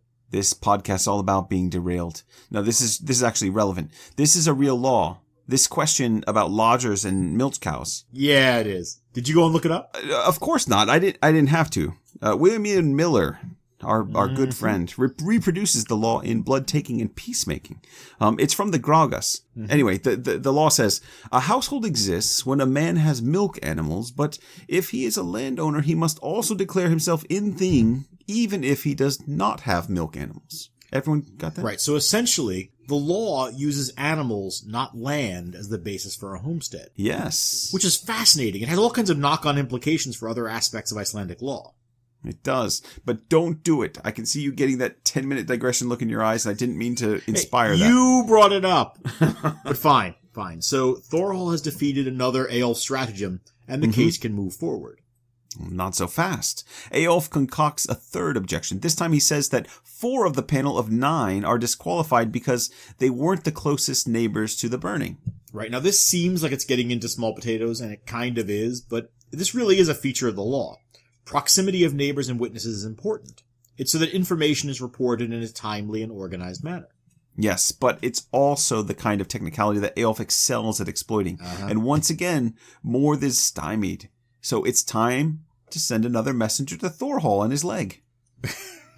The solution this time is pretty straightforward. Morð has to agree to pay a fine for each of the men who were wrongly summoned, but the case can move forward. But this is the moment when everyone who didn't already know realizes that Thorhall is actually the one calling the shots for Morð. Yes, Skafti the law speaker says, there are more great lawyers around than I thought. No, still just the top 3, Skafti. Hang on, he's not finished. He says, I thought that only I knew this detail of the law now that Njal is dead, for I was sure he was the only one to know it. Yeah, that's a bit of a giveaway. But it's also a trope. What we're learning is that Njal taught Thorhall the legal equivalent of the 5-finger death punch. I guess so, with the Kill Bill reference clearly noted. Yeah, it's a sort of. Kill Bill is actually referring to a classic martial arts movie. But the point is that Thorhall is breaking out legal maneuvers that no one but Njal knew, which makes it clear that only Njal's protégé could be responsible for them. Yes, but it's still effective, isn't it? Eyjolf is flummoxed again, and this time the cases proceed for a while until Morð presses the suit against Flosi. And at that point, Eyjolf breaks out the secret weapon he prepared before the case. Because Flosi's now a thingman of Askell-the-Gothi, the case has been presented in the wrong court. Oh! Now, we already said that this is nonsense. But the saga treats it seriously, so we have to too. It is presented as a dirty trick, though, and Thorhall is shocked that Eyjolf would stoop so low. So that's it, then. The case is ruined all on account of that? Sort of. The other cases can still go forward, right? This only protects Flosi, not the other burners. The case against Flosi for Helgi's death is wrecked. But Thorhall's not sunk yet. He decides 2 can play at the dirty tricks game. And so he orders Morð to introduce a lawsuit against Flosi for paying Eyjolf at the Alþing. but he hired Eyjolf, right? For a big fancy bracelet, I think. Yeah. Well, I said it was a dirty trick. Right? Thorhall's using a law that's designed to keep people from bribing lawyers. But the wording is ambiguous enough that he can argue that paying a lawyer shouldn't happen physically at the Alþing. And an even sneakier move is that Morð, on Thorhall's orders, pins Eyjolf down in the East Court dealing with the other lawsuits, while he files the bribery suit at the 5th Court before Eyjolf can file one against Morð and Kari for wrongful prosecution. You lost me a little bit there, but I'm gonna keep pushing forward. Trust me on this. I know that I've read the saga, so I know what's going on there. But if you're lost too, listener, my dear listener, don't worry. It all makes sense in the end. Trust me, it's or does it? Beautifully conniving. And so if Flosi and Eyjolf get outlawed for bribery, their suit against Morð and Kari can't move forward. Right, that's the genius of it, right? He preempts their would-be lawsuit for wrongful prosecution. Yes. So they keep telling us Thorhall's good at this, and we're finally getting to see just how good he is. Oh, he's great. But let's jump ahead a bit in the lawsuits to the point when Morð is presenting the case for bribery. He successfully organizes the prosecution, and the case moves forward to the point when a jury must be charged with determining punishment. And now, Eyjolf spots a potential way out. Which is? Well, he knows Morð is good at presenting information in court, but is weak on procedural detail. Mm-hmm. A fifth court jury is initially 4 men, but there's a moment before judgment. 4 a lot of men. It's a lot. But it's meant to decide important cases. So sure. I guess it makes sense in that regard. But there's a moment right before judgment when the attorneys for each side are allowed to dismiss 6 men each to try to create an impartial jury. Right, which is actually pretty similar to modern American jury selection, really. Yes, absolutely. But there's a wrinkle in this fifth court version.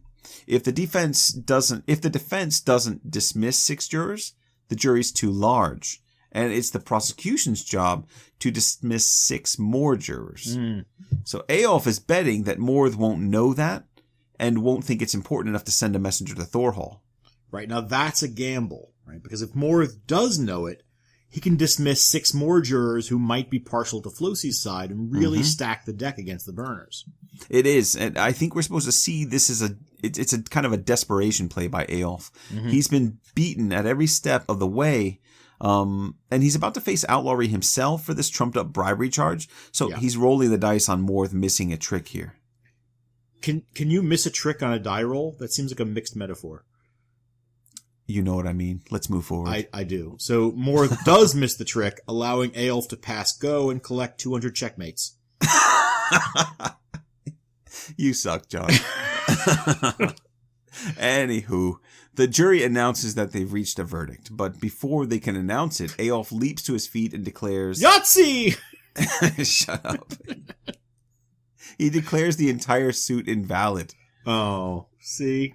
Now I wish I hadn't wasted time on dumb board game jokes. Me too. This is crying out for a dumb legal drama joke instead. Okay, how about this? You're out of order! You're out of order! This whole trial's out of order! Exactly, see? Scent of a Thingman. Coming soon to a theater near you. That's not Scent of a Woman that comes from. Isn't it? No. What's it Scent from? of a Woman is where Al Pacino's blind. Yeah. Did you say you're out of order, this whole corpse out of order? No, that's from another movie. It's from And Justice for All. I've never heard of that movie. But it's a famous line. That's all we know. Okay, but I can't make a reference to that. There's justice for no one here. All right. So the court, just like in And Justice for All, is in an uproar. And in the middle of it, Eyjolf announces the suit against Morð and Kari for wrongful prosecution. And he and Flosi are delighted with themselves.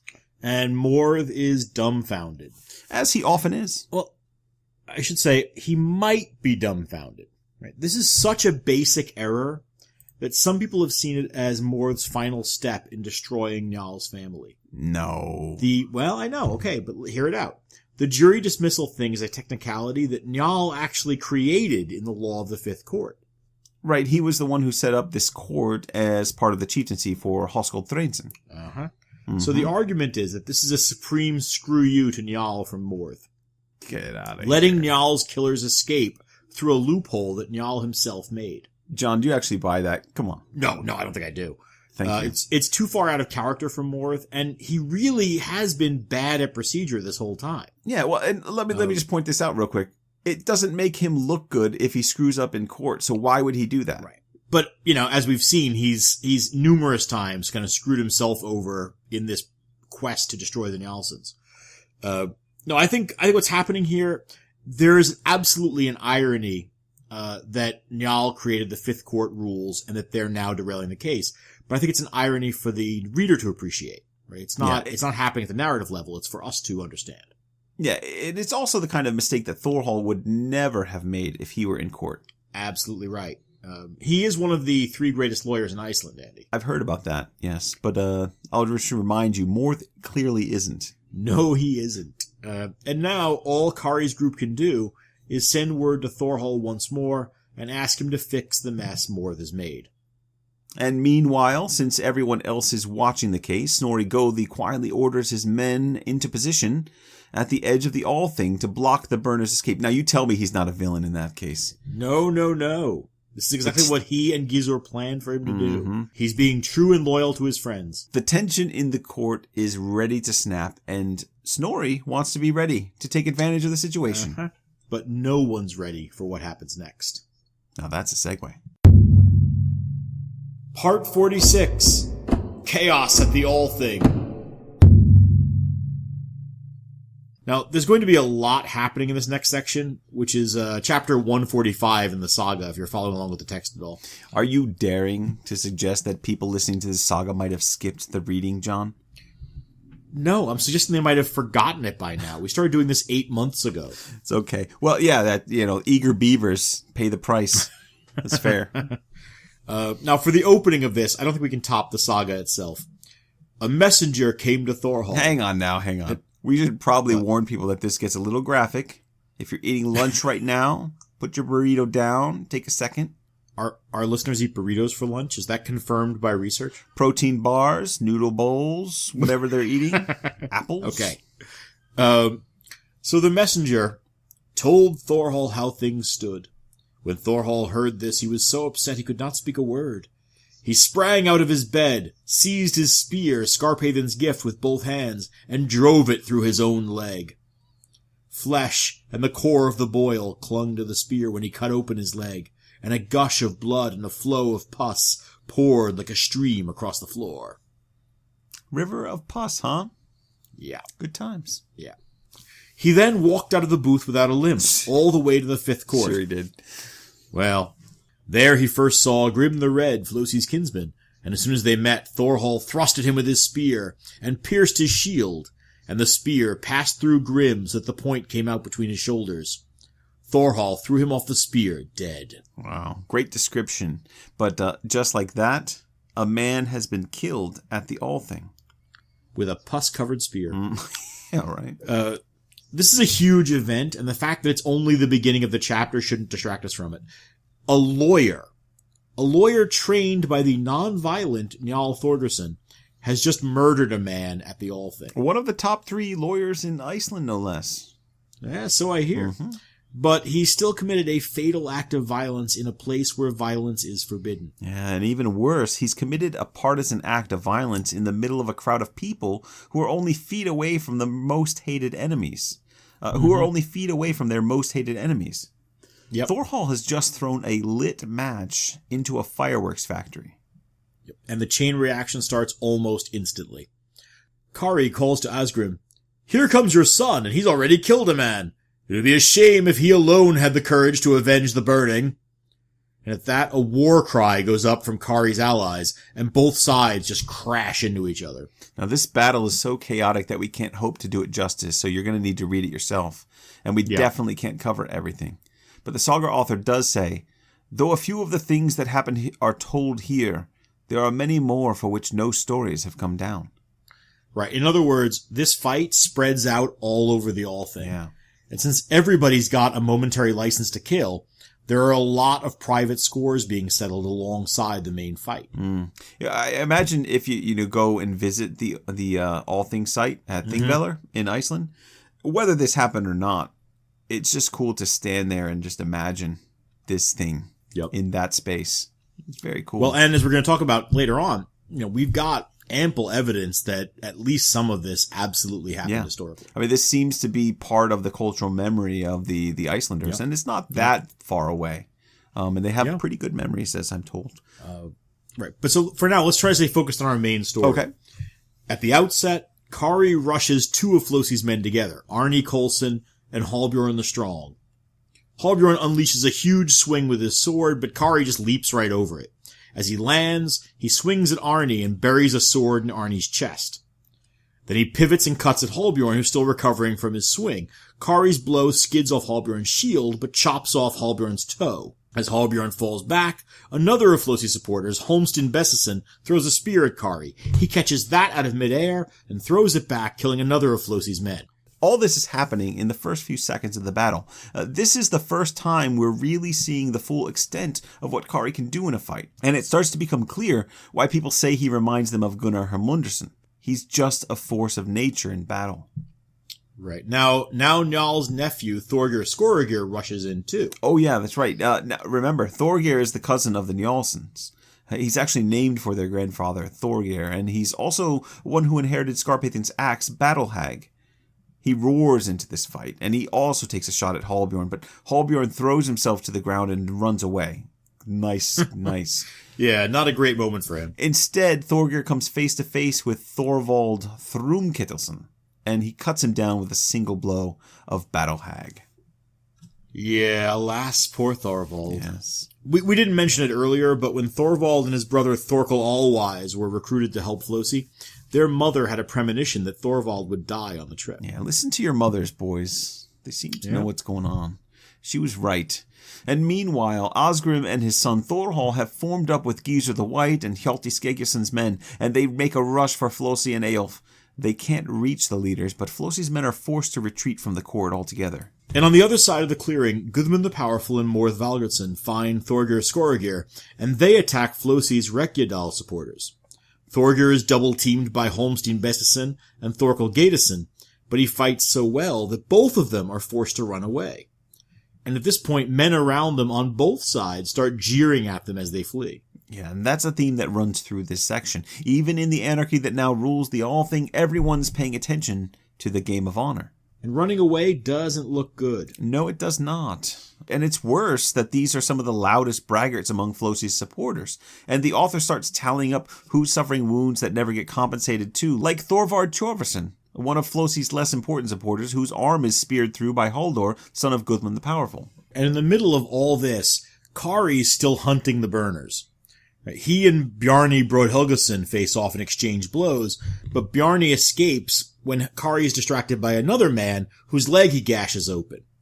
And then the crush of men pushes all the groups apart, and it's just chaos. One large group of Flosi supporters, led by Hall of Sida and his son Ljot, try to retreat and regroup, but then they run into a wall of men Snorri's placed in their way, and Snorri begins taunting Flosi for retreating.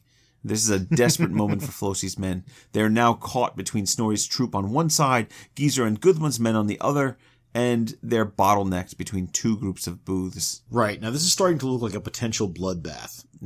Isn't it already a bloodbath?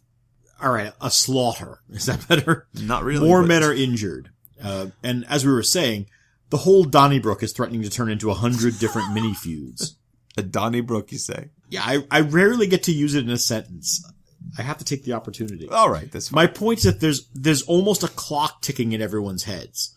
They all know this can't continue for long. Right? And with Snorri having gathered his supposedly neutral force, it'll only be a matter of minutes before people start trying to end the fracas. And now fracas. May I just introduce the word brouhaha? Ooh, that's a good one. Yeah. Let's do that. But don't get us off topic. Everyone has a few more moments to take a shot at whoever they've been spoiling to fight. Asgrim, for example, decides to punish Skafti Lawspeaker for failing to support Kari's case, and he throws a spear that spikes right through both of Skafti's legs. And Hallbjorn the Strong hears a man laughing at the retreat of Flosi's men and fatally throws the man into a cooking cauldron. And men are... That's a hell of a way to go. It's horrible. And men are still dying and being wounded on both sides. Now at this point, Flosi's leg is pierced by a spear, and he has to limp away from the worst fighting. Another spear is thrown into Hall of Sila's force, and Hall's son Ljot is killed. Now we have to pause for a moment over this. We mentioned Ljot a couple of episodes ago. He's a promising young man with a prophecy on his head, that if he attended 3 Althings and came home safe, he would grow to great prominence and live to old age. Yeah, that doesn't seem to have worked out. No. This was the poor kid's 3rd time at the Althing. Ah, poor guy, he was so close. Yeah. Now all Ljot's story needs is a wisecracking partner out to avenge Ljot's death. Right, he was only 2 weeks from retirement. Now, while we wait for that, Thorgir and Kari are side by side again in the crowd, and Thorgir spots Eyjolf Bolverksson, the lawyer for the defense in the crowd. Possibly he sees the sun glinting off the valuable bracelet. Oh, very Iliadic. He tells Kari it's time to repay Eyjolf for that bracelet bribe. Obviously, Kari's all for that. And he flings a well-aimed spear at Eyjolf. The spear goes through Eyjolf's waist, and just like that, Eyjolf's dead. There's a lawyer joke here somewhere, but I'm not going to bother. Nah. Now, well, I think we do need to consider who moves up the ranks of the 3 best lawyers in Iceland. Morth's at least one step closer to the big leagues. Yeah, I think it's fair to say that after this debacle, Morth's entire career in law may be in jeopardy. Top 3 status is probably a stretch. Yeah. The supporters of Snorri go, the Hall of Sitha and Skafti Law Speaker eventually band together to force an end to the fighting, and a truce is agreed to for the duration of the Alþing.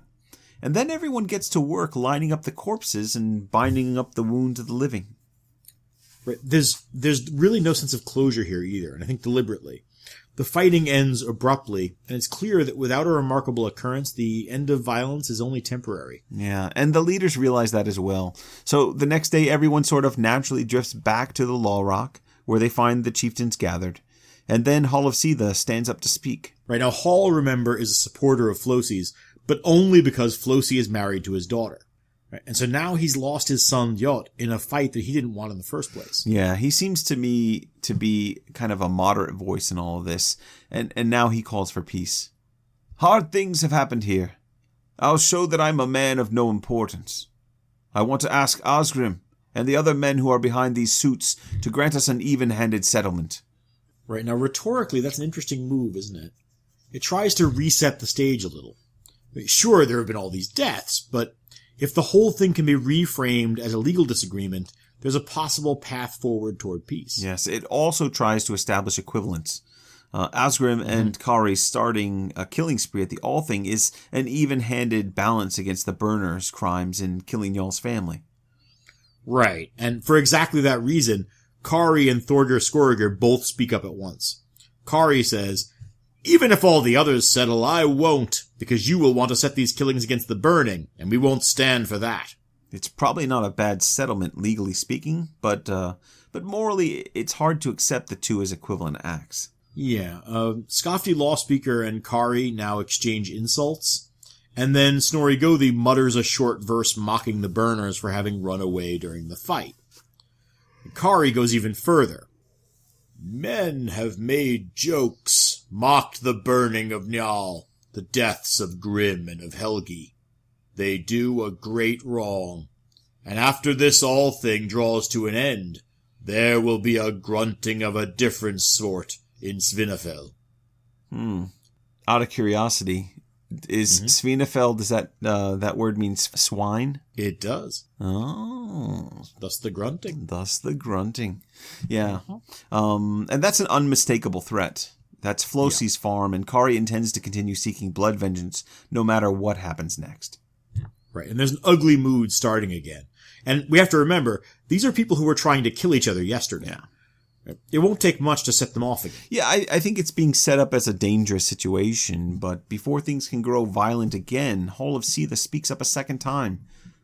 "All men know what sorrow the death of my son Ljot has brought me. But for the sake of the settlement, I'm willing to let my son lie without compensation. And what's more, offer both pledges and peace to my adversaries." I think this is Hall's Don Corleone moment. Okay. I'm talking about the speech that Don Corleone, this is, I assume everybody knows this is The Godfather. This is the speech that Don Corleone gives to the assembled heads of the families after the death of his son, Sonny. "Is vengeance going to bring back your son to you, or my boy to me? I forgo the vengeance of my son." In that regard, yeah. Now I can see that. Either way, it's an incredible concession. And it's something we've talked about before. There are ways to win honor while conceding or losing a lawsuit, and we should be clear that this is one of the most historically verifiable events of the entire brawl at the Alþing. Ljot Halsson's death is recorded in multiple annals and becomes the signature event of the settlement afterward. Yep. Now, people have since debated how important Hall's speech is and what it signifies. Some see it as a heroic commitment to peaceful resolution and a bid to save the legal authority of the Alþing as a place of reconciliation. Others read it as the quintessential example of the new way forward for Christian Iceland. Mm-hmm. Yeah, and that's what I was thinking. I think it makes sense to consider the Christian reading of this. The saga has been setting Hall up as a good Christian, the example of good Christian practice and behavior for a long time now. And remember, we saw him way back during the conversion. He was the one who heard Thorbrand's praying to St. Michael and decided he wanted a friend like the saint. Everybody should have a friend like St. Michael. And Hall is one of those minor figures in Njal Saga who have their own entire story arc going on in the periphery of the narrative. It can be really rewarding to follow some of those other stories and see what the author's doing in each arc to comment on the main narrative. In this case, Hall's full and sincere adoption of Christianity provides one of the few optimistic notes in the later stages of the saga. Yeah, the old traditions of the settlement age are fading away or collapsing under their own weight. But Christianity offers a new identity for Icelandic culture. Yeah, well, the old ways seem to not be working anymore, so something like that, yeah. Yeah, it makes good sense. Speaking of St. Michael, by the way, Andrew Hamer makes a really interesting point here. So, back when he converted, Hall would have heard Thorbrand offering a mass for St. Michael. And that mass would have featured the gospel for the Feast of St. Michael, which at the time would have been Matthew 17, verses 1 to 10. The moment when Christ tells his disciples that whoever is as humble as a child is greatest in heaven. It lines up nicely with Hall calling himself a man of no importance when he's waving off the price for his son. You see, people, that's what good research gets you. Little insights like that. Good job. Back to the saga, there's no question but that everyone's impressed. I mean, Snorri Gothi starts trying to negotiate a peace, and men on both sides are essentially shamed into agreeing to a settlement. Right, not quite everyone, though. Kari and Thorgir Skorgir both refuse flat out to be party to any settlement. Understandable. But the others, Gizur the White, Gudmund the Powerful, Hjalti Skeggisson, even Asgrim Alithgrimsson, all agree to make peace so long as the terms are favorable. And it is favorable. The settlement that eventually gets worked out is that Njal is valued at triple compensation, a huge honor. Bergthora, Grim, and Helgi all get double compensation. Everyone else who died in the fire is valued at single compensation, except for Skarphéðinn. Now, why not Skarphéðinn? Well, his death is balanced against the killing of Hoskuld Thrainson, so that case is finally resolved too. Excellent. Now, there's one other exception to the compensation package, but we'll get to that in a minute. On the other side, the burners are punished seriously.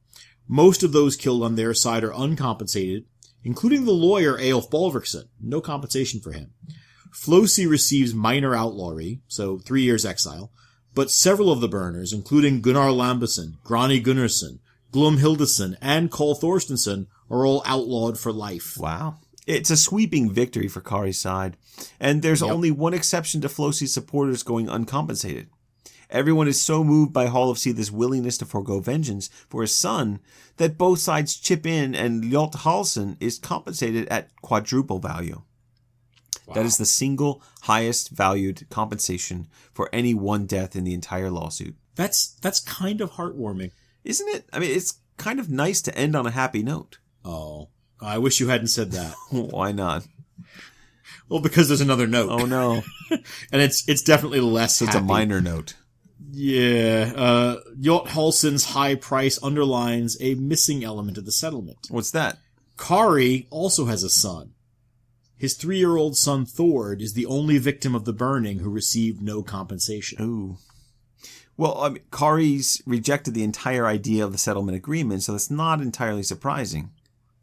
No, but the absence of his son from the compensation rolls means that Kari's got a clear motivation for his revenge. Mm-hmm. As he says later in the saga, even if I can say that we've avenged the burning, I know that my son is unavenged, and I'll take that on myself and find what revenge I can. We've got one more episode of Njal Saga to go, and the story from this point forward is centered on Kari's superhuman effort to avenge his son's death on every last burner. People, it's gonna be a hell of a conclusion. But that's for next time. For now, we are left with the image of Kari and Thorgir riding off from the Alþing together as everyone else makes peace. Yeah, sorry to ruin the happy ending. Ah, well, there's more to life than happy endings. But please, everyone, let us know what you thought of the legal drama at the Alþing. Ask questions, offering alternate theories, or tell us what you wish we were doing instead of still covering Njal. Oh, there's such a long list. Just a quick note, we'll be doing the judgment section in just a few weeks from now, hopefully, we pray. If you have any questions that you'd like us to address in the judgment section, please send those now. You can reach us through Twitter, where we are at Saga Thing Pod, or on Facebook, where we are Saga Thing Podcast, and our blog is sagathingpodcast.wordpress.com. Or you can announce a response against us by repeating the exact same convoluted pronouncement 3 or 4 times in the presence of several dozen witnesses. Don't forget to ask one of the top 3 lawyers in Iceland for help. That's it for now. Thanks for listening, everyone. We will be back sooner rather than later with the final episode of Njal Saga. The light at the end of the tunnel may or may not be a burning farmhouse. Bye for now. Did it!